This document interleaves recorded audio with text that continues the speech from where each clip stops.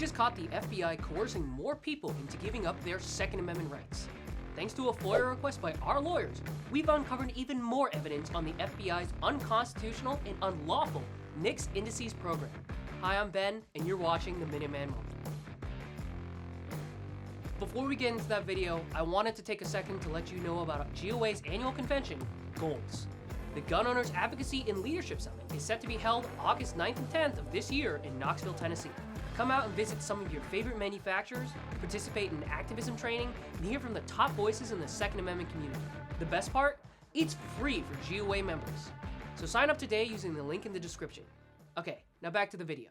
For those of you who are unaware of our reporting on the FBI's NICS Indices program, let me bring you up to speed. In 2019, we discovered that the FBI was using a document titled NICS Indices Self-Submission Form that purported to allow American citizens to voluntarily waive their Second Amendment rights. By completing this FBI form, law-abiding Americans allegedly consented for the FBI to enter their names into the National Instant Criminal Background Check System, marking them as permanently prohibited from purchasing or possessing firearms or ammunition.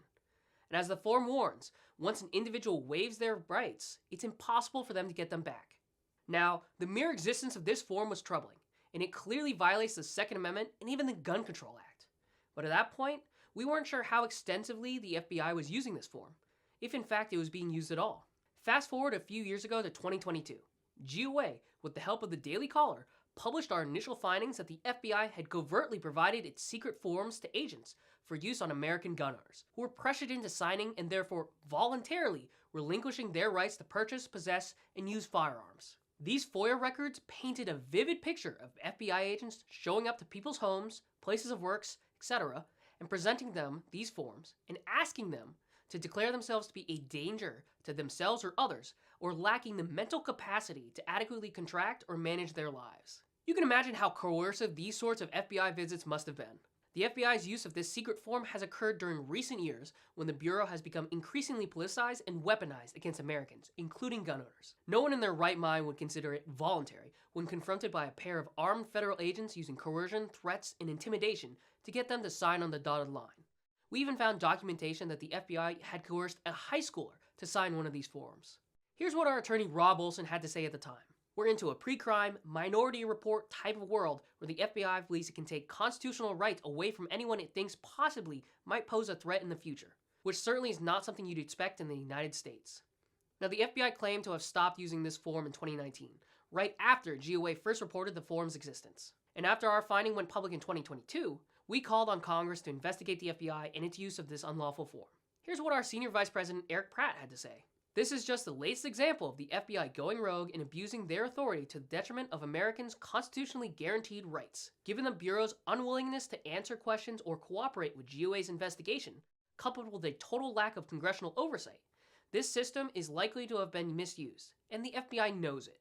Well, thanks to our reporting, Congress did start to look into the matter. Representative Marjorie Taylor Greene, along with 15 other members of Congress, sent a letter to the FBI demanding that it remove any records from any database relating to those who have signed these forms, remove the records from NICS, and finally, confirm that the FBI has halted its use of this unlawful form. Congress also started asking questions during session.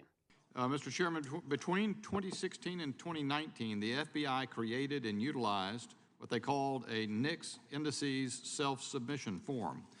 As the name of the form suggests, the form allowed people to self-submit to NICS. By signing this form, these people relinquished their right to purchase or possess a firearm and authorized the disclosure of personal health information to the FBI. According to documents received through FOIA requests, the FBI utilized these self-submission forms on at least 15 occasions.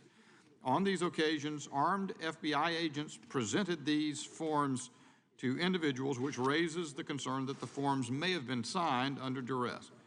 Legitimate questions exist about whether these forms were signed under duress, thereby depriving individuals of their Second Amendment rights without due process.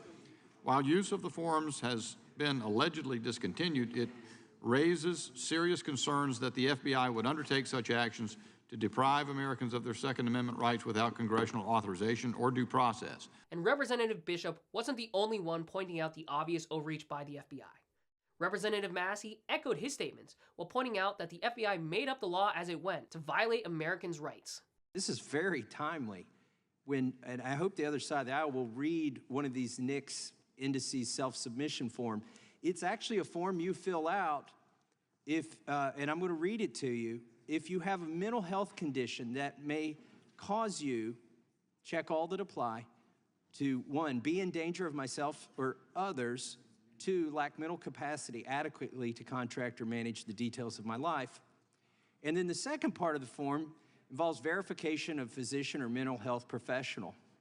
What we're looking at is evidence that the FBI went ahead and wrote some laws and implemented. The gentleman will suspend. I'll suspend. The committee is not in order. Gentleman deserves to be heard. You may proceed. Appreciate the chairman. What we're looking at is evidence that the FBI went off on their own and wrote the bill and implemented the bill that you all are trying to pass here today, or did pass, and will try to pass on the floor. It's exactly what you're trying to do. But the problem is, that's the executive branch. They don't have this authority.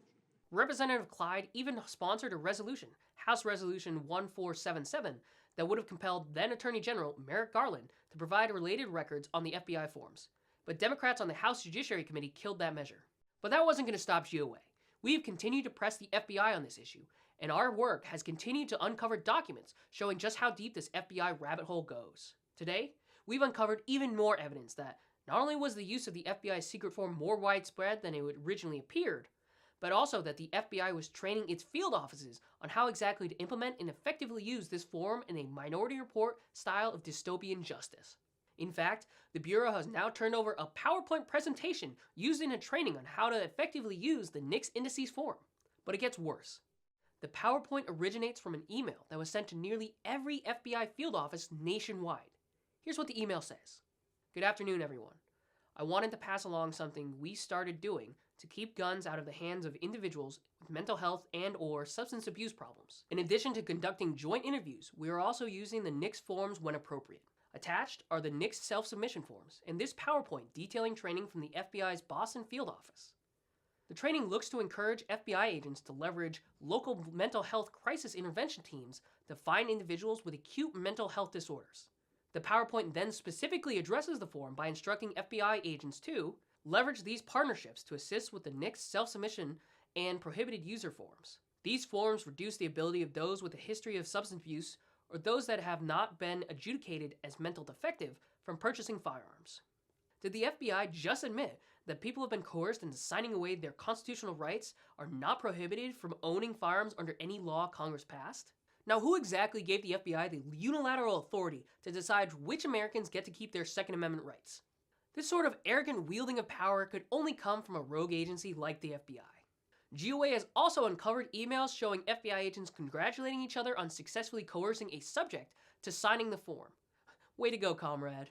Incredibly, the FBI's secret form asks the Bureau's victims to certify that they lack mental capacity adequately to contract or manage the details of their life, while simultaneously requiring verification by a physician or mental health professional that the individual nevertheless has adequate mental capacity voluntarily to execute this document. In other words, the form claims that individuals can have enough mental capacity to sign their rights away, but not enough to have those rights in the first place. Apparently, irony, it was not part of the FBI's training on how to violate Second Amendment rights. So what can be done about this? Well, a whole lot actually. With Republicans in control of Congress and a constitutionalist like Kash Patel soon to be in charge of the FBI, we're hopeful that GOA's new discoveries can help bring this story back to the attention of those in power. Congress and those in the executive branch can act upon this information to 1. Ensure and guarantee that the NICS Indices self-submission form is no longer being used by the FBI agents to unconstitutionally disarm Americans. 2. Disclose all records of this nefarious program to the public. 3. Identify and track down each person who has been coerced into signing one of these forms and notify the person that they are not prohibited from purchasing, possessing, or using firearms or ammunition. 4. Identify all entries that have been made into the NICS Indices on this basis and take immediate steps to permanently eradicate such entries. And finally, 5.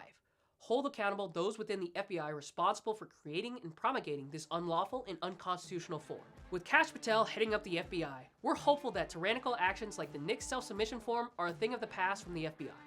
Now thanks for watching. Be sure to like, comment, and subscribe to stay up to date with GOA's latest fights for your rights.